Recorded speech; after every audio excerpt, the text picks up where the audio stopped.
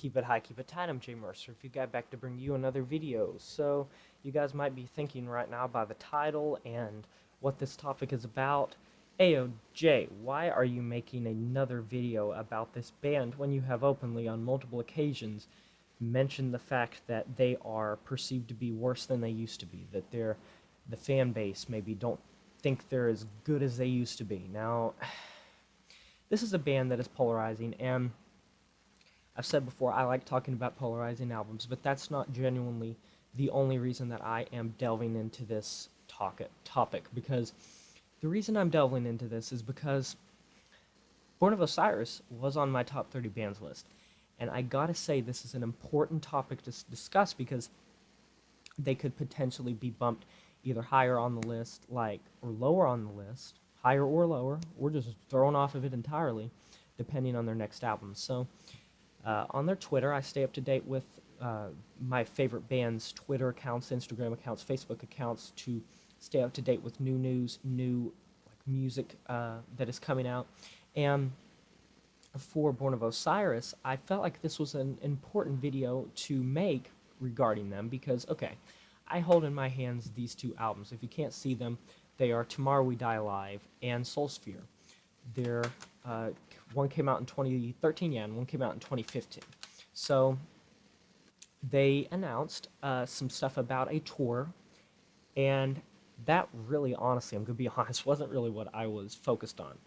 What I was focused on is that they just threw in a little thing at the end of the video, at the end of the post that just said, and also new music, summer. This is an important album. I beat around the bush about maybe making an album about Tool and how their next album is really going to dictate a lot of things, but I'm not going to go into that here. I might end up making that video for Tool fans, but Born of Osiris had such a polarizing discography following the Discovery, which is considered their magnum opus by many, and it's the album that got a lot of people into the band. Now, I'm curious. I am absolutely curious. And I have high hopes. Sorry, I have the hiccups right now. I have high hopes for this album because it's needed. And I'm surprised because they just released that EP last year. But who knows? I guess they wanted to start working on things fast. But Born of Osiris, after the Discovery, they released Tomorrow We Die Alive, which people thought, it's coming off of the Discovery, it's maybe not as good, and we will see what they can do after that. And then they came out with Soul Sphere, and a lot of people didn't think that it was even as good as Tomorrow We Die Alive. Now, personally, this is the most unpopular opinion when it comes to metal. If I post this anywhere, I would get killed. Tomorrow We Die Alive is my favorite album by Born of Osiris, and I don't think I've ever heard someone that shared that opinion. It's always the Discovery or anything before the Discovery. I never hear people say Soul Sphere or Tomorrow We Die Alive is their favorite album. But it is mine. And then they released Soul Sphere, and then I enjoy Soul Sphere. It was my first Born of Osiris album that I ever actually owned on physical copy. But Tomorrow We Die Alive does take the cake. But that's besides the point. My personal opinions are besides the point. I'm trying to put this to the side. Sumerian Records has a lot of great progressive metal bands, and Born of Osiris was always one of the most consistent and well-regarded ones in this category.